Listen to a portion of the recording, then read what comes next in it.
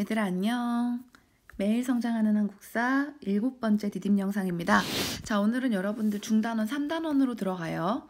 자, 대단원 1단원 정근대 한국사에 의해서 중단원 3단원 고려의 통치체제와 국제질서의 변동, 그리고 첫 번째 주제 후3국을 통일하고 통치체제를 정비하다에 대해서 배워보도록 하겠습니다. 자, 우리 지난 시간에는 계속 종교와 사상에 대해서 배웠었잖아요. 근데 그 전에 이제 정치적인 부분에서는 어디까지 우리가 배웠었냐면 신라 말에 진골귀족들이 계속적으로 왕위쟁탈전을 벌이고, 그리고 사회는 계속 혼란스럽고 농민봉기 발생하고, 이런 가운데 지방에서 힘을 키웠던 호족들이 성장했다까지 우리가 정치적으로 배웠었습니다. 발에도 배웠었고요. 자, 그러면 이제 그 신라 말의 상황 계속 이어서 한번 배워볼게요. 자, 첫 번째 후3국의 분열과 고려의 통일 한번 보겠습니다. 자, 10세기라고 하면 900년대고요. 여러분, 이제 신라 말입니다. 신라 말의 동아시아의 상황을 한번 보면 이제 신라 바깥의 상황 한번 볼게요. 신라 바깥의 상황 같은 경우에는요, 즉 대외적 상황은 당시 중국은 원래 당이라고 하는 국가가 있었어. 근데 이 당나라가 멸망하고 송이라고 하는 새로운 국가가 중국 대륙을 통일한 상태였습니다.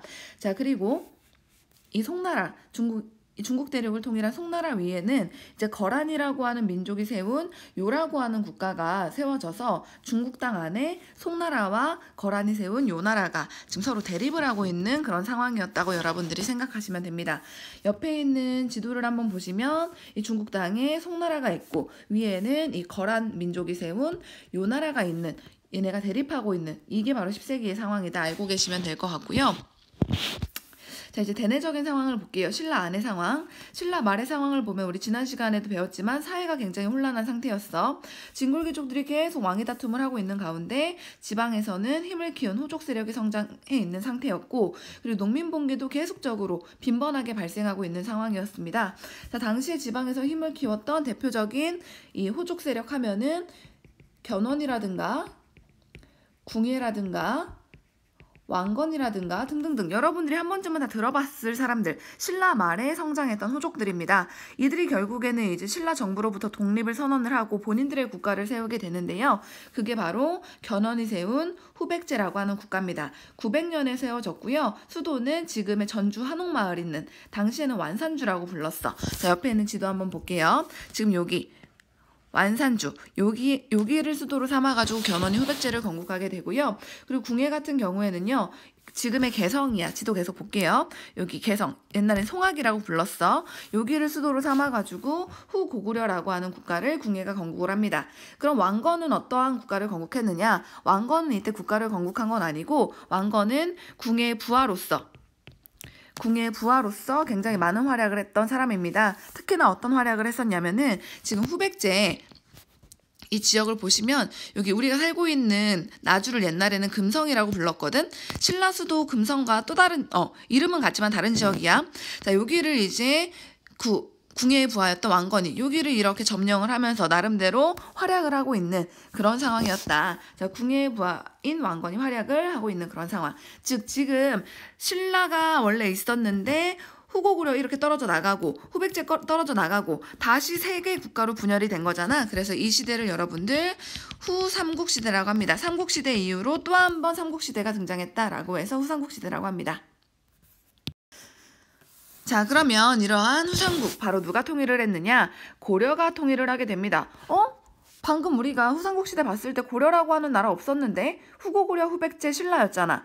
자, 고려라고 하는 나라가 어떻게 등장을 했냐면 여러분들 후고구려의 궁예 있잖아. 궁예가 정치를 제대로 하지 못하게 됩니다. 자, 정치를 제대로 하지 못하는 거, 정치에서 계속 실수를 한다, 안 좋은 모습을 보인다라고 해서 이걸 실정이라고 하는데, 궁예가 계속 정치적으로 안 좋은 모습을 보이기 시작을 합니다.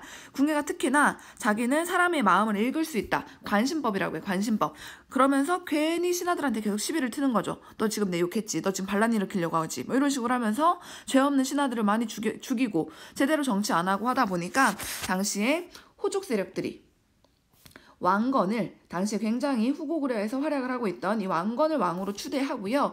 이제 궁예를 쫓아내고 후고구려 없애고 왕건을 왕으로 올려서 고려라고 하는 새로운 나라를 건국하게 됩니다. 그게 바로 918년의 일이야. 그럼 여러분들 이제 후고구려가 없어지고 지도는 다시 고려, 후백제, 신라 이렇게 있는 상태겠네요. 그죠? 자, 이 나눠져 있는 이 후삼국을 이제 통일한 국가가 바로 어디냐면 여러분들 고려입니다. 자, 먼저 고려가 건국이 됐어. 왕건이 왕이 돼서. 자, 고려가 건국이 되고 고려는 지금 후백제도 사실은 적이고 신라도 적이란 말이야. 근데 적을 굳이 두 명이나 둘 필요는 없잖아. 그래서 고려는 계속적으로 신라에게 그 친한 신라의 친신라적인 정책을 계속 펼칩니다. 그러면서 이제 신라를 점점 자기 편으로 만들고 당시에 신라 마지막 왕 경순왕이라고 하는데 이 경순왕은 이제 고려의 힘이 딱 봐도 본인들보다 너무 강하고 도저히 이길 수 없겠다라고 해서 경순왕이 이제 고려에 항복하게 되면서 신라는 935년에 항복해서 멸망하게 되고요. 이제 역사 속으로 사라지게 됩니다. 그럼 남은 거 후백제밖에 없잖아. 당시 후백제 같은 경우에는 왕위 계승 다툼 때문에 되게 혼란한 상태였어요. 이런 혼란을 이용해서 왕건이 후백제 역시도 멸망시키게 되면서 936년에 후백제 멸망하고 결국엔 고려가 후삼국을 통일하게 됩니다. 이 후삼국 통일 과정은 여러분들 디딤 영상 퀴즈에 나올 거니까 기억해 두세요. 고려 건국, 신라 항복, 후백제 멸망, 후삼국 통일, 고신, 후후 이렇게 외워두세요. 자, 신라 말의 후족 출신이고 후고구려 때는 이 궁예의 부하였던 왕건이 태조 왕건이 여러분들 결국에는 후삼국을 통일한 과정까지 봤어. 자, 이 왕건은 여러분들 고려를 세운 사람이기 때문에 보통 국가를 세운 사람은 앞에 태조가 붙어요. 그래서 조선 세운 이성계를 태조 이성계 이렇게 하듯이 자, 고려 세운 왕건, 태조 왕건이라고 부릅니다. 자, 태조 왕건 같은 경우에는 이제 후삼국을 통일한 다음에 여러 가지 정책을 추진하게 되는데 그 정책 한번 볼게요. 자, 먼저 여러분들 이 고려라고 하는 국가라는 이름을 한번 살펴보면 고려 하면 어떤 나라가 생각이 나? 고구려가 생각나지 않아요? 구자만 빠졌잖아, 그지? 자, 즉 그 이름에서 알 수 있듯이 고려 자체는요 고구려를 계승한 나라라는 뜻으로서 이제 고려라고 하는 국호를 정하게 되는데요. 이 고구려 계승 의식을 바탕으로 해서 태조 왕건 때는 옛날 고구려 땅을 다시 되찾자라고 하는 운동을 펼치게 됩니다. 옛날 고구려 땅을 다시 되찾자. 근데 옛날 고구려 땅은 고려의 북쪽에 많이 있었잖아. 북쪽에 있었으니까 그 옛날 고구려 땅 거기 있는 북쪽으로 진출해서 그 땅을 되찾자라고 하는 정책을 태조 왕건 때 추진하게 되는데 그거를 고구려 옛 땅이 있는 북쪽으로 진출하는 정책이라고 해서 북진정책이라고 합니다. 자, 이건 고구려 계승 의식을 바탕으로 한 거고요. 그 옛날 고구려의 수도였던 평양 있죠. 평양을 고려시대는 서경이라고 불렀어요. 여기를 굉장히 중요시 삼아가지고 여기를 이제 북진정책의 이제 주요 기지로 삼아서 여길 중심으로 이렇게 땅을 넓혀가기 시작합니다. 북쪽으로. 실제 북쪽으로 진출하는 거예요. 그래서 이 보라색 지역 있죠. 이 보라색 지역이 바로 북진정책 이후에 실제로 고려가 확보한 영토라고 볼 수 있습니다. 자, 서경을 중시하고 이 북진정책을 추진하고 실제로 성과도 거뒀다라는 거. 자, 그리고 그 다음 호족 정책도 한번 볼게요. 자, 여러분들 태조 왕건이 어떤 세력이었는지 원래 그 출신이 어떤 세력이었는지 좀 생각할 필요가 있습니다. 신라 말의 태조 왕건이 여러분들 태조 왕건도 호족 출신이라고 했잖아. 지방에서 성장한 호족 출신이란 말이에요. 그리고 이제 본인 자체도 호족 세력들, 다른 호족 세력들의 도움을 받아서 왕으로 올라서 고려를 건국하고 후삼국 통일도 호족들의 도움을 받아가지고 그래서 후삼국 통일도 할 수 있었던 거거든. 자, 근데 이 호족들이 자기를 도와줄 때는 물론 좋지만 이제 후삼국이 전부 다 통일되고 고려라고 하는 하나의 나라가 있는데 자기를 도와준 호족들이 자꾸만 자기한테 간섭하고 이러면 싫을 거 아니야. 그래서 이제 태조 왕건이 호족에 대해서 나를 도와준 건 고마우니까 잘해줄 필요는 있겠지만 그렇다고 얘네가 개기는 걸 내가 가만히 두고 볼 순 없지. 적당히 견제도 해야겠다라고 생각을 하겠죠. 태조 왕건의 호족 정책은 좀 아실 필요가 있어요. 이거 중요합니다. 자, 먼저 첫 번째로 호족들을 완전 적으로 돌릴 필요는 없죠. 실제로 자기를 도와주기도 했으니까요. 그래서 호족들에게 당근을 주는, 이거 선생님 당근 정책이라고 표현을 해볼게. 즉 잘해주는, 호족을 내 편으로 만드는, 포섭하는 정책을 실시를 합니다. 어떤 식으로 호족들을 내 편으로 만드느냐? 바로 이 왕건이 왕씨잖아. 그래서 다른 호족들, 예를 들어서 자기를 도와준 호족 중에 이은정이 있다고 쳐봐. 그러면은 너는 이제 나를 많이 도와줬으니까 내 가족이나 마찬가지야. 너 앞으로 왕씨 해 라고 해가지고 왕씨성을 내려주고 앞으로 너는 왕은정 뭐 이렇게. 자, 그리고 호족의 딸들과 이제 결혼까지 합니다. 그래서 이제 서로 하나의 가족을 이루는 그런 모습으로서 이제 호족을 포섭하는 내 편으로 만드는 당근 정책을 추진을 하는 거죠. 태조왕건 같은 경우에 부인이 29명이나 있었어요. 자, 이런 식으로 내 편으로 만들고, 근데 계속 이렇게 내 편으로 만들고 잘해주기만 하면은 당연히 호족들이 기어오를 수가 있잖아. 그러니까 호족들을 어느 정도 견제하는 정책도 실시를 합니다. 즉 여러분들 채찍질도 하는 거죠. 이건 채찍 정책이라고 볼게. 채찍질을 하는데 어떤 식으로 하느냐. 먼저 첫 번째, 이거 좀 어려워. 볼 필요가 있어. 사심관 제도라고 하는 걸 활용을 합니다. 사심관 제도가 뭐냐면, 자, 여러분들 옆에 있는 지도 잠깐만 보면서 이것 통해서 좀 이해해 볼게요. 자, 지금 각 지역마다 그 지역을 장악하고 있는 호족 세력이 있을 거 아니야. 이들은 이 왕건을 도와가지고 고려라고 하는 나라, 이 나라가 수상국을 통일을 하고 하는데 도움을 줬던 세력들이에요. 자, 이 왕건이 각 지역의 우두머리인 이 지역에서 영향력을 행사하는 호족에게 너 계속적으로 그 지역에서 최고 영향력을 행사할 수 있는 권한을 줄게. 마치 지방관처럼 말이야. 국가에서 너에게 관직을 줄게. 그 지역을 합법적으로 다스릴 수 있도록. 그 지역을 다스리는 관직을 사심관이라고 해. 호조가 너 앞으로는 사심관이 되어서 네 지역 다스려? 라고 하니까 호족 입장에서는 이게 처음 들었을 때 나 합법적으로 이제 내 지역 다스릴 수 있네? 그냥 내가 단순히 지방에서 힘을 키운 세력이 아니네? 라고 생각이 들어서 기분이 좋겠죠? 대신에 왕건이 조건을 달죠. 근데 만약에 네 지역에서 무슨 일 생기면 네 모가지가 날아가? 이런 식으로. 즉 호족은 자기의 권위는 부여받았지만 왕건의 눈치를 살필 수밖에 없어. 계속 자기 지역을 잘 관리를 해야 돼. 왕건 눈치를 보면서. 이런 식으로 이제 호족들을 견제하는, 호족들의 등골이 서늘해지게 만드는 그런 정책도 추진을 하게 되고요. 그리고 기인제도라고 하는 것도 추진을 합니다. 기인제도는 여러분들 쉽게 말해서 인질제도야. 인질. 즉 호족의 자식들, 첫째 아들을 왕이 살고 있는 수도로 불러가지고 이제 인질로 삼는 거죠. 그래서 이제 호족들이 개길 것 같으면 야, 네 아들 내가 데리고 있는데 너 나한테 개길 거야? 이런 식으로. 이거 마치 여러분들 통일신라 시대에 상수리제도 생각나지 않아요? 상수리제도도 촌주의 자식들을 이제 수도로 불러가지고 인질로 삼아서 지방 세력을 억제하고자 했던 제도잖아. 그거랑 여러분들 맥을 같이 하는 제도라고 생각하시면 됩니다. 자, 그리고 이제 태조왕건의 민족통합 정책도 한번 볼게요. 자, 926년에 여러분들 발해가 멸망하게 됩니다. 거란의 침략을 받아서 발해가 멸망을 하게 되는데 그 발해의 유민들이 고려로 많이 내려와요. 그 내려온 발해 유민들을 이제 태조왕건이 같은 민족이라고 전부 다 포용을 해주고요. 그리고 이 발해를 멸망시킨 거란을 굉장히 배척을 합니다. 그리고 여러분들 신라 그리고 후백제 출신 인물들도 지배층으로 받아들이면서 나름대로 이제 민족통합 정책을 했다는 거. 자, 이러한 태조왕건 여러 가지 이런 정책을 추진을 하는데요. 죽기 전에 여러분 태조왕건이 10가지 유언을 남깁니다. 그거를 여러분들 훈요 10조라고 해. 태조왕건의 훈요 10조는 여러분들 옆에 사료에도 나와 있어. 학습지에. 내용 한번 볼게요. 어떤 내용이 있는지. 1조 불교의 힘으로 나라를 세웠으므로 사찰을 세우고 주지를 파견하여 불도를 닦도록 해라. 즉 당시의 고려에도 여러분들 불교를 굉장히 중시를 했다라는 거 알 수 있습니다. 불교를 중시했다. 자, 그럼 4조 한번 볼게요. 우리나라와 중국은 지역과 사람의 인성이 다르므로 중국의 문화를 반드시 따를 필요가 없으며 중국이 물론 선진국이라 좋지만 우리나라와는 어느 정도 차이가 있으니까 또 똑같이 따를 필요는 없다. 주체적으로 문화를 수용해라. 이런 뜻이고요. 거란은 짐승과 같은 나라이므로 그들의 의관 제도는 따르지 마라. 거란권은 따라하지 마라. 얘네는 짐승과 같다. 왜? 우리 같은 민족인 발해 멸망시켰으니까. 즉 이게 거란을 배척하는 내용 우리가 알 수 있습니다.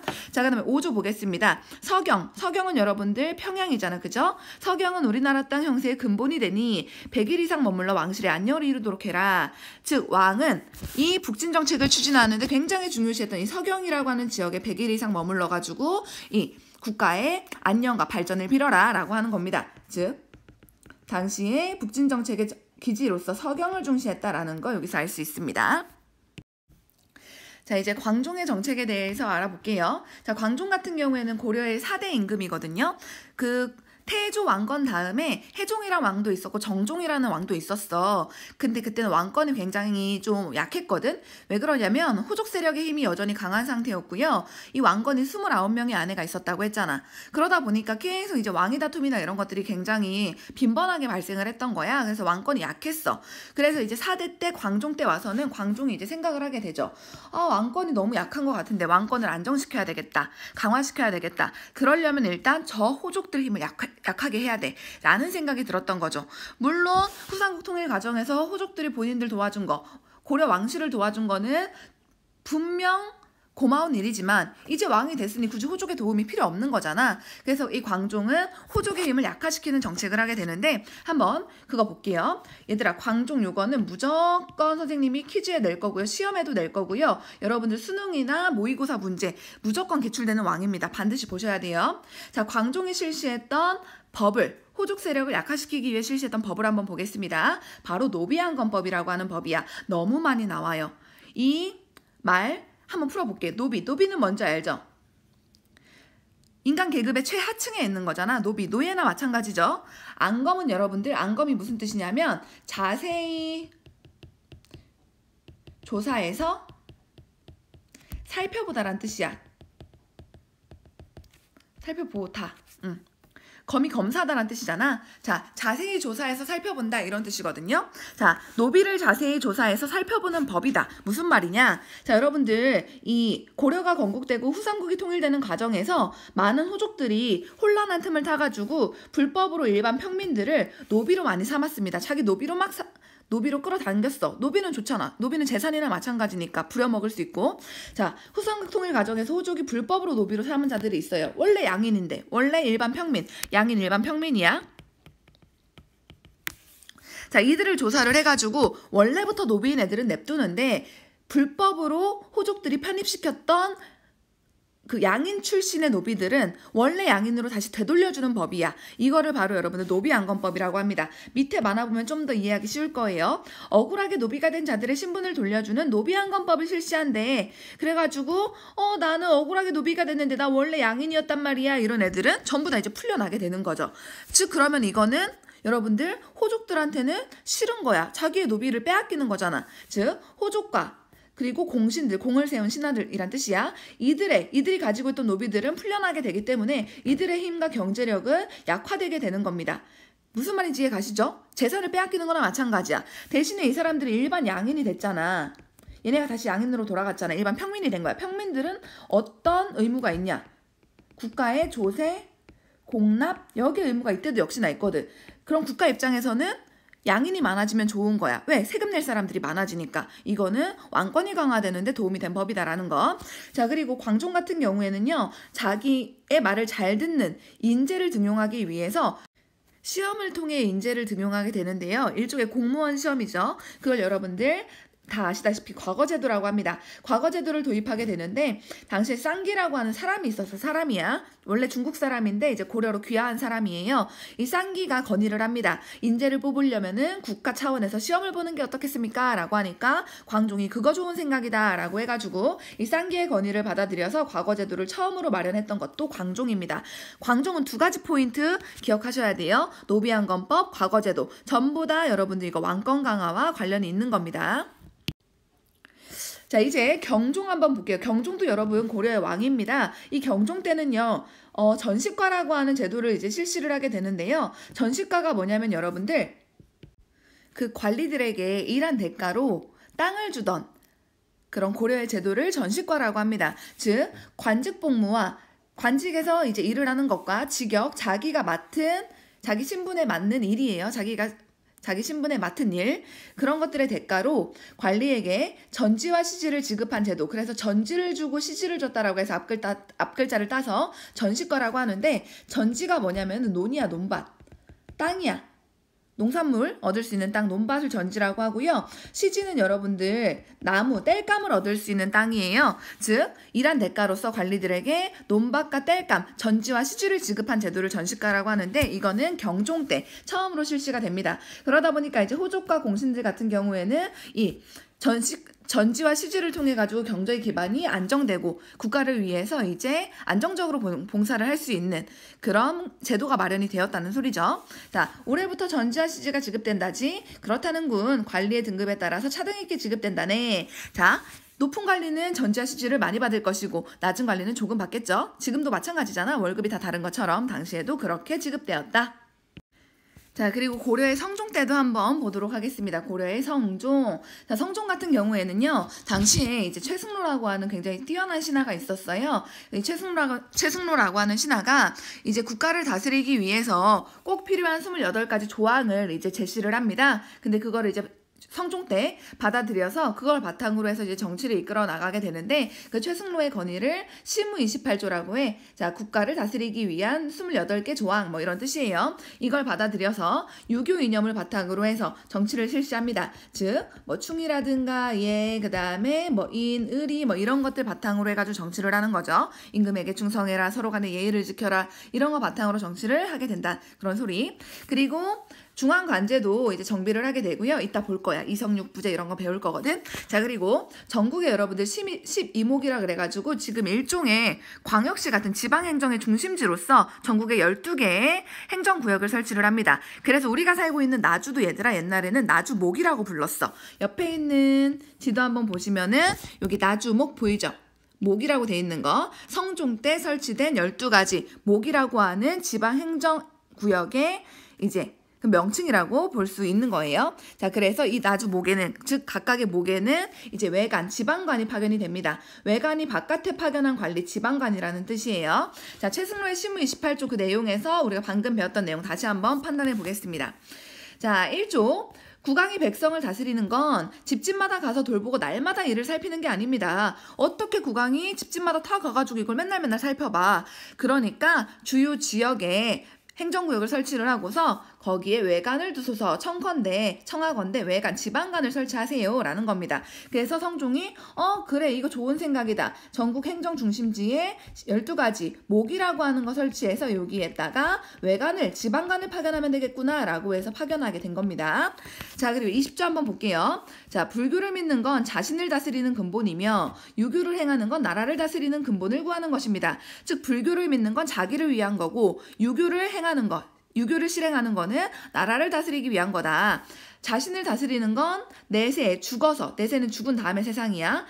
자신을 다스리는 것, 즉 종교를 믿는 거는 죽어서 복을 구하기 위한 건데 나라를 다스리는 건 지금 당장 급한 일이다. 그러니까 불교는 개인적으로 하게 하는 거고 지금 당장 급한 나라 다스리는 일에는 유교를 바탕으로 정치해라, 즉 유교 정치해라 라고 하는 거 여러분들이 알 수 있습니다.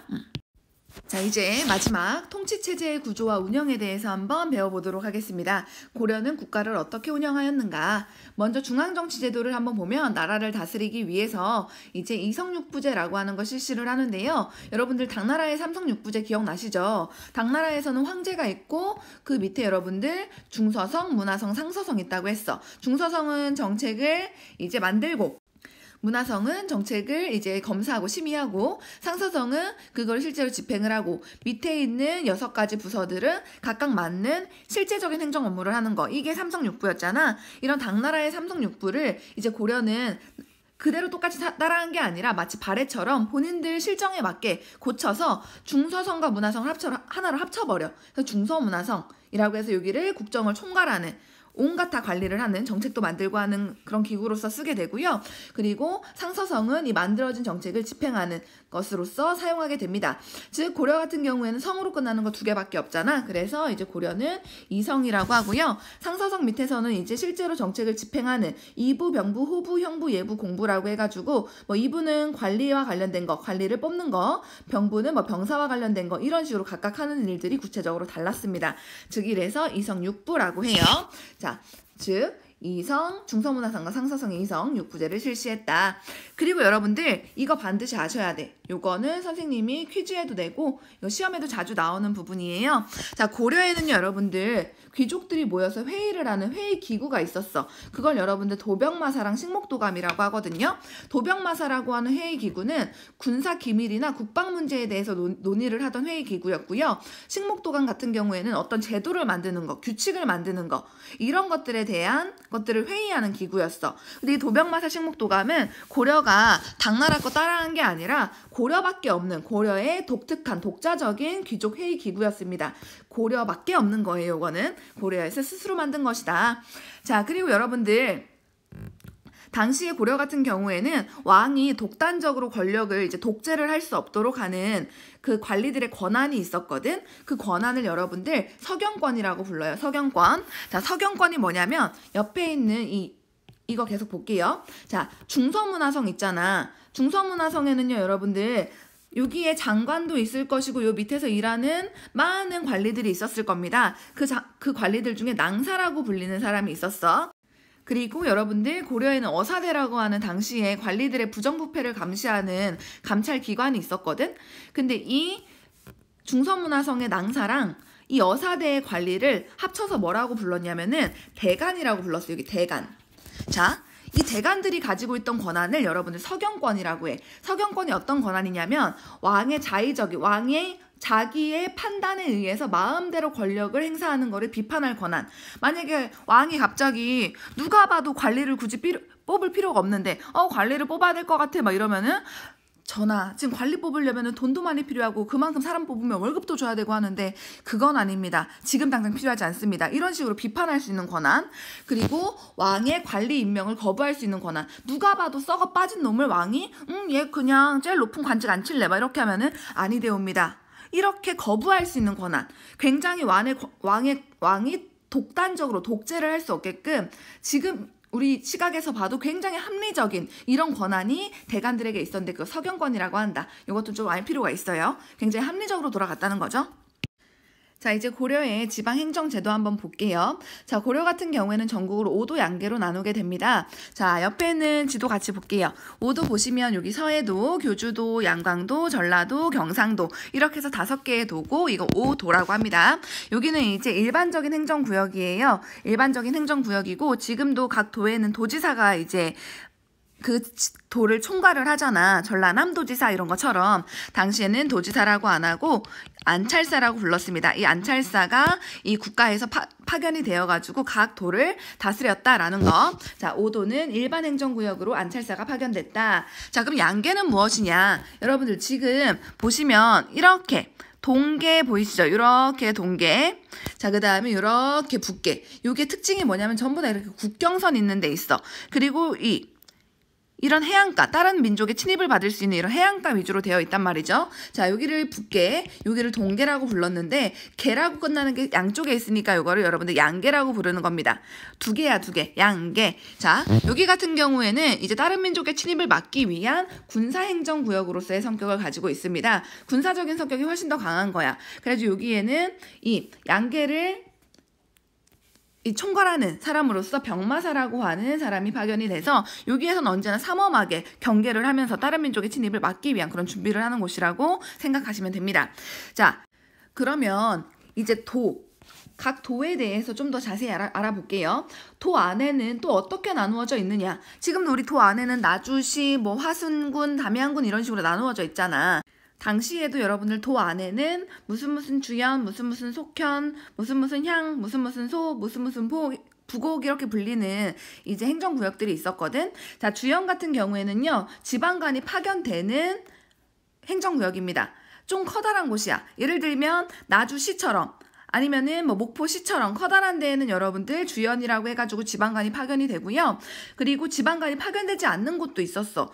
지방관은 여러분들 국가에서 파견한 관리인데 국가에서 관리를 파견 안 해주면 여기는 어떻게 누가 다스리냐. 원래 그 지역에서 힘을 가지고 있는 사람들, 향리라고 불렀거든. 향리가 속현을 다스립니다. 근데 자기 마음대로 할 수는 없고요. 근처에 있는 주연의 지방관의 통제를 받으면서 이 향리는 속현을 이제 관리를 하게 되는 거죠. 그리고 무슨 향, 무슨 소, 무슨 부곡. 이거 신라 때도 우리가 있었다고 알고 있을 거예요. 특수행정구역으로서. 여기도 그 지역에 이제 원래부터 좀 힘이 있었던 향리가 여기를 관리를 하게 되는데 이 향, 소, 부곡이 어떤 거냐면 얘들아, 향과 부곡은 어떤 곳이냐면 국가를 위해서 열심히 농사를 지어야 돼. 그래서 이거 거의 대부분을 국가에 바쳐야 되는 지역이야. 소 같은 경우에는 손으로 뭔가를 만드는 거. 수공업품이라고 하죠. 그리고 광물을 캐는 거, 광산에서 광물 캐는 거, 광업이라고 하잖아. 이런 것들 캐게 되면은 이제 또 국가에 바쳐야 돼.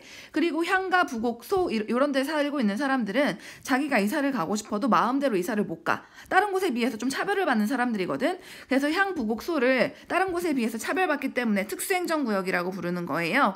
자, 이렇게 여러분들 고려시대 이 도 안에는 주연, 속현, 향소, 부곡이 나누어져 있었다. 옆에 보시면 주연에는 지방관이 파견되어 있고 속현 같은 경우엔 지방관이 없지만 향리가 여기를 관리하면서 속현의 향리는 주연의 지방간의 통제를 받게 되고 향수 부국에도 그 지역에 향리가 있는데 이 향리 역시 주연의 근처 주연의 통제를 받게 된다. 이런 식으로 여러분들 나름대로 유기적으로 돌아간다고 생각하시면 됩니다. 그럼 이 특징 한번 자세히 살펴볼게요. 자, 고려 같은 경우에는 지방간이 파견되는 주현보다 지방간이 파견되지 않은 속현이 훨씬 더 많았어.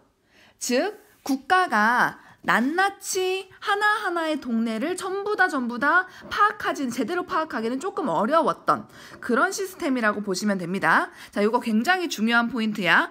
굉장히 중요한 포인트다. 지금처럼 여러분들 제대로 국가가 한 명 한 명을 다스리기에는 지금 시스템 자체가 완전히 구축되지는 않은 상태라는 거 여러분들이 생각을 해두시고요. 그리고 방금 좀 전에도 말했지만 특수행정구역으로서 향부국소가 존재를 했고요. 향리가 향촌에서 행정실무를 담당하면서 근처에 있는 주연의 지방간의 통제를 받았다. 이렇게 여러분들이 이해하시면 됩니다. 자, 이제 마지막입니다. 고려의 관리등용제도. 자, 여러분들 기억나시죠? 고려의 광종 때 쌍기의 건의를 받아서 과거제도를 실시하게 되는데, 자, 이 고려의 과거제도 밑에 있는 표를 보면 좀 더 쉬울 거예요. 고려의 과거제도는 일단 과거 시험 중에서도 문과 쪽 시험이 있어요. 문과는 여러분들 얼마나 유학에 대해서 알고 있는가를 판단을 해가지고 시험을 보는 건데, 제술과는 글을 짓는 거, 유학과 관련된 글을 쓰는 거를 제술과라고 하고, 명경과는 유학과 관련된 경전을 얼마나 알고 있느냐를 판단을 하는 거거든. 이 제술과와 명경과를 통해 가지고 관료가 된 사람들을 이제 문과에 합격했다라고 하는 거고요. 그리고 잡과라고 있어. 굉장히 잡다한 기술을 가진 사람들. 예를 들면 여러분들 뭐 법률과 관련된 거라든가 아니면 의학 아니면 다른 나라 뭐 외국어 통역 이런 거 관련된 것들. 이런 사람들은 여러분들 기술관을 뽑는 시험 잡과라고 불렀어요. 기술관 뽑는 시험은 잡과. 그리고 불교 같은 경우에는 여러분들 그 고려 같은 경우에는 이제 불교 국가였기 때문에 스님을 뽑는 시험이 따로 있었어. 이게 굉장히 특이한 점이야. 스님을 뽑는다. 승려 뽑는 시험이라고 해서 승과라고 하는데 교종 스님 뽑는 시험, 선종 스님 뽑는 시험 이런 게 있었어요. 그래가지고 승과를 통해서 이제 스님들이 국가의 공무원으로서 공무원 스님이 있는 거예요. 뭐 승계를 받았다라고 합니다. 즉, 그 고려의 과거제도에 그 안에 있는 시험 종류에는 제술과 명경과 이거 합쳐서 문과라고 부른다고 했어. 문과, 잡과, 승과가 있었다라는 거. 근데 이거 말고도 얘들아 이렇게 시험을 통해 가지고 하는 게 아니라 공을 세운 신하, 공신이라고 불러. 공신이나 고위 관리들, 굉장히 높은 직급의 관리들의 자손 같은 경우에는 예를 들어 5품 이상이야. 5급, 지금으로 따지면 5급 공무원. 그 5급 공무원 이상의 아들, 사위, 조카 이런 사람들 같은 경우에, 이런 자손들 같은 경우에는 과거 시험을 안 보고도 관리가 될 수 있었던 제도가 있었어. 즉 높은 귀족들의 권리를 보장해줬던 거라고 볼 수가 있어요. 시험을 보지 않아도 관직에 올라갈 수 있는 제도, 이걸 음서라고 부릅니다. 음서. 여러분들 음서는 좀 아실 필요가 있어. 음서. 이거는 시험 안 보고도 고위 귀족들의 자손들이 이제 관리가 될 수 있는 거죠. 대대손손 그러면 높은 귀족들은 계속적으로 관직을 차지할 수 있는 거죠. 그리고 여러분들 당시에 이 귀족들 같은 경우에는 음서라고 하는 혜택 말고도 또 어떤 혜택이 있냐면은 5급 공무원 이상, 즉 5품 이상을 관리면은 국가에서 땅을 줬어. 그 땅을 뭐라고 하냐면 여러분들 공음전이라고 해. 공음전. 자, 밑에 있는 만화 볼게요. 우리 아빠가 5품 이상 관리여서 이 땅들이 다 내 것이 되지. 정말 부럽다. 공음전이라고 해. 즉 고려 같은 경우에는 귀족들에게 특권이 있었는데 첫 번째 특권이 음서고 두 번째 특권은 공음전이다. 이거 바로 고려가 귀족 위주로 돌아가는 귀족 사회였다라고 하는 걸 알 수 있는 특징이라고 볼 수 있습니다. 이게 가끔씩 시험에 나와가지고 여러분들이 좀 좀 파악해 놓을 필요가 있어요. 자, 오늘 내용 어려웠는데 여기까지 할게요. 고생하셨어요.